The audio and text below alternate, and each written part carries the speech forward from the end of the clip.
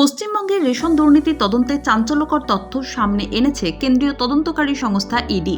ইডির দাবি, রাজ্যের রেশন 10,000 কোটি টাকার দুর্নীতি হয়েছে। এর মধ্যে 2,000 কোটি টাকা তৃণমূল নেতা শঙ্কর আড্ডর সংস্থার মাধ্যমে দুবাইয়ে পাচার করা হয়েছে। শনিবার ব্যাংশাল আদালতে শঙ্কর আড্ডকে তোলা হয়।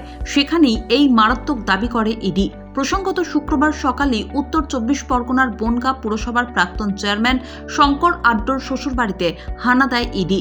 টানা 17 ঘন্টা তল্লাশির পর অবশেষে রাতে গ্রেপ্তার করা হয় শঙ্কর আড্ডকে। ইডির দাবি, জ্যোতিপ্রিয় মল্লিকের চিঠি থেকেই শঙ্করের নাম সামনে এসেছে। চিঠিতে কার কাছে পাওনা কত, কাকে কত টাকা দিতে হবে সেই সব কিছুর উল্লেখ ছিল। ইডির দাবি, শঙ্করের সঙ্গে সংযুক্ত 90টি বিদেশি মুদ্রা বিনিময় সংস্থার খোঁজ মিলেছে। এই সংস্থাগুলির মাধ্যমে এখনো পর্যন্ত প্রায় 20,000 কোটি টাকা বিনিময় করে বিদেশে পাচার হয়েছে। বিচারপতির প্রশ্নের জবাবে ইডি বলেছে, যে টাকা বিদেশে পাঠানো হয়েছে সেই টাকা যে দেশ বিরোধী কাজকর্মে ব্যবহার করা হচ্ছে না তার কি গ্যারান্টি রয়েছে?